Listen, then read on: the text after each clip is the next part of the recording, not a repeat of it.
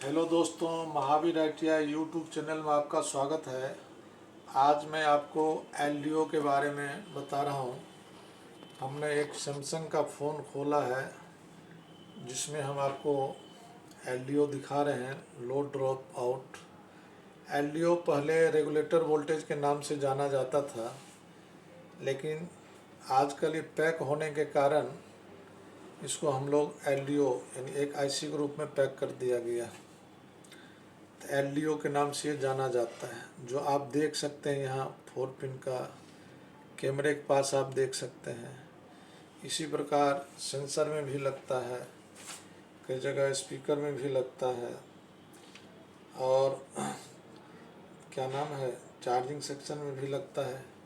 तो कहने का मतलब ये है कि LDO हम क्यों उपयोग करते हैं। LDO का उपयोग हम लोग करते हैं थोड़ा वोल्टेज के लिए, जहाँ हमें 1 वोल्ट की ज़रूरत पड़ेगा, 1.1 वोल्ट की ज़रूरत पड़ेगा, 1.2 वोल्ट की ज़रूरत पड़ेगा, 1.8 वोल्ट की ज़रूरत पड़ेगा, 2.0 वोल्ट की ज़रूरत पड़ेगा, 2.8 वोल्ट की ज़रूरत पड़ेगा। तो वहाँ हम क्या करते हैं, LDO का प्रयोग करते हैं। तो अब हम आपको बोर्ड पे इसका स्ट्रक्चर दिखा रहे हैं, फिगर, जो किस तरह से LDO हमारा काम करता है। वैसे पावर IC में भी मैक्सिमम LDO का ही प्रयोग किया जाता है। Many input, one output, many output, one input, इस तरह से उसमें प्रयोग किया जाता है। तो चलिए मैं आपको अब बोर्ड पे दिखा रहा हूँ LDO किस प्रकार से हमारा ये काम करता है। वो बताते हैं LDO का किस प्रकार से काम करता है। अब यहाँ देखो, हमने 4 पिन का एक LDO ले लिया। इसको हमने यहाँ इनपुट सप्लाई दिया। इनपुट मान लो हमने 3.2 वोल्ट दिया, और इस पॉइंट को इनेबल करने के लिए या तो CPU करेगा या CPU पावर IC के माध्यम से करा सकता है। तो इनेबल का मतलब ये होता है, जैसे सेंसर लगा हुआ होता है, हम लोग मोबाइल को कान में लगाते हैं, उस टाइम लाइट ऑन ऑफ होता है। किसके माध्यम से होता है कि जब तक यहाँ से इसको इनेबल सिग्नल मिलेगा, ये हमें यहाँ आउटपुट 1.8 वोल्ट देगा।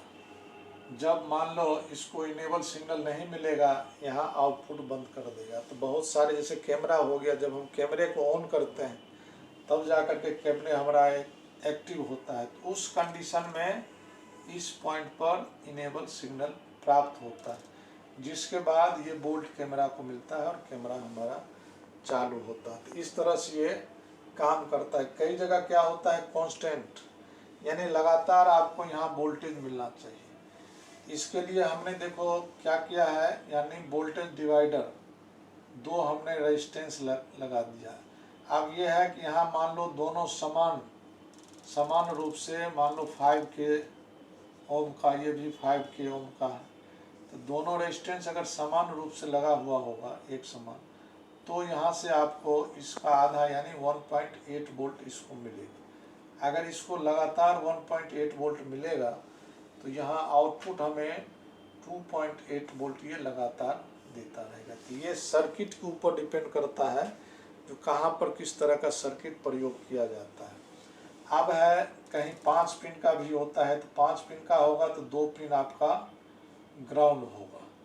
ग्राउंड करने के लिए यानी 2 पिन ग्राउंड हो गया, एक इसका इनपुट सप्लाई हो गया, एक इनेबल करने के लिए हमने रेगुलर कर दिया, और ये हमारा आउटपुट हो गया।